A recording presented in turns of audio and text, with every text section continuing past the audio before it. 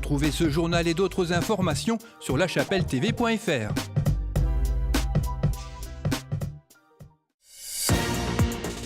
Bonjour et bienvenue dans l'édition du 26 octobre de La Chapelle Info.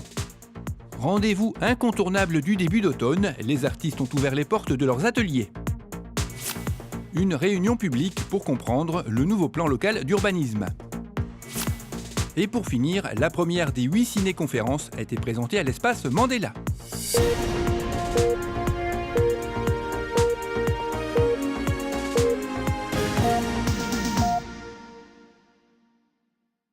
Dans le cadre des portes ouvertes des ateliers d'artistes, une manifestation organisée par le département du Nord, 3 artistes chapellois au style complètement différent ont ouvert leurs portes. Jean-Michel Dutilly a présenté des œuvres à base de peinture à l'huile et d'encre de Chine. Autodidacte depuis 30 ans, la femme est son inspiration. Selon lui, elle représente un sujet inépuisable. Ces modèles vivants lui permettent, grâce à un échange et une intimité, de réaliser des œuvres suggestives qui mettent en valeur la femme sous toutes ses formes, comme cette toile qui en a dérouté plus d'un. Vous pourrez retrouver Jean-Michel ce week-end à Armentières à l'occasion de l'exposition du collectif La Lucarne, salle Carnot.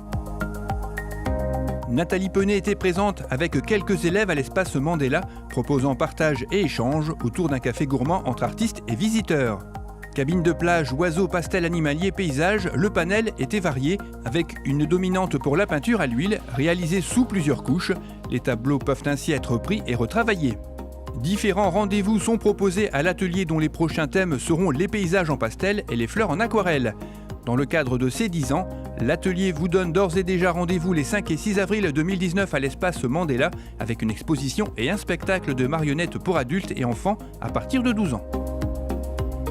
Brigitte Mériot proposait un tout autre genre de peinture, spécialisée dans l'acrylique. Elle y trouve des couleurs différentes, un travail plus intéressant avec la possibilité de mélanger les couleurs et d'ajouter de la matière.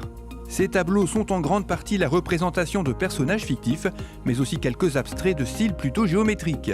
Les visages de ces personnages lui permettent d'y dépeindre une expression en fonction de son humeur, mais une grande partie de ces visages sont laissés vierges, laissant planer le spectateur entre mystère et imaginaire.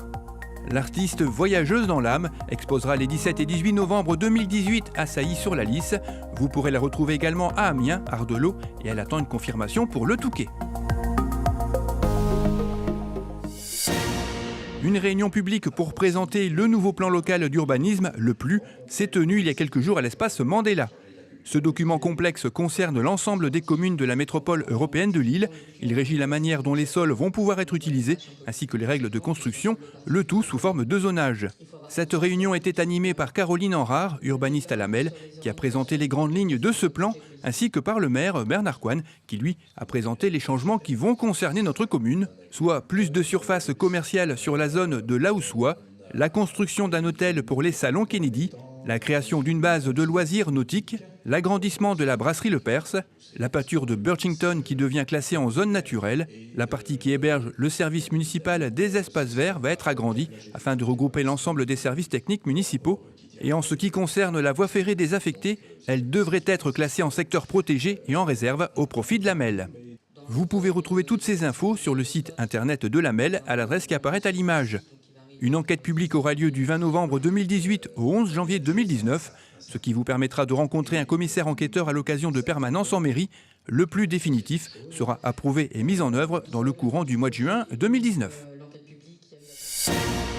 Le premier des 8 ciné-conférences proposées cette année a eu lieu mercredi 17 octobre à l'espace Mandela. La première destination était l'Écosse, présentée sous différents aspects par Dany Maric. En premier lieu, un petit rappel historique était indispensable pour présenter ce pays tant convoité par les Anglais avec ses 95 km de frontières communes. Le conférencier s'est penché sur les croisades, suivi d'un rappel de toutes les idées reçues sur ce pays, agrémenté de magnifiques images concernant les châteaux écossais, leurs invasions, ainsi que les fantômes qui les hantent. La deuxième partie a été consacrée aux sublimes paysages à travers les différents mois de l'année, aux incontournables olympiades traditionnelles, à la fabrication du célèbre whisky, mais aussi à l'élevage des moutons. Il faut dire que le pays compte un berger pour 1000 moutons. Ce qui m'a séduit le plus en Écosse, ce sont les gens. Ensuite, les paysages. Je dirais même à égalité les gens et les paysages. D'abord parce que les gens sont très différents des Anglais. Il y a un accueil une hospitalité, c'est absolument génial. Il y a un contact qui est très facile. Et les paysages, parce qu'il y a une grande variété de paysages, tout simplement. Pourquoi faut-il aller en Écosse? Parce que c'est beau et parce que les gens sont sympas. Parce que l'Écosse se rattache aussi un peu à l'histoire, d'abord de l'Europe en général, mais aussi de la France en particulier, puisqu'ils avaient des rapports particuliers avec la France d'ailleurs. Les choses importantes à voir, je dirais le château d'Édimbourg. Ça, c'est certainement une visite incontournable. On n'est pas obligé d'aller aux grandes festivités où on voit les gens qui jouent de la cornemuse là-bas dans l'enceinte du château, parce qu'il y a moyen de voir des tas d'autres choses de ce point de vue-là, ne fût-ce que par exemple avec les Highland Games, les Jeux écossais, où il y a toujours des orchestres qui tournent autour de ce stade olympique, je dirais, des Jeux écossais. La nature elle-même est intéressante avec pas mal de côtes différentes d'aspects, d'échiquetés, avec des mers qui viennent se battre sur la côte. On a l'impression que c'est une terre où pas seulement l'homme mais la nature également se bat pour exister, ou a dû se battre pour exister. Qu'est-ce qu'il y a encore à voir en Écosse? Moi, de mon côté, je dirais il faut visiter des distilleries de whisky, bien entendu. C'est un aspect très convivial aussi lors de la dégustation, par exemple. C'est très important de ce point de vue-là également. Prochaine destination, la Bavière romantique, avec un film de Claude Poré. Ce sera le mercredi 21 novembre à 19h30.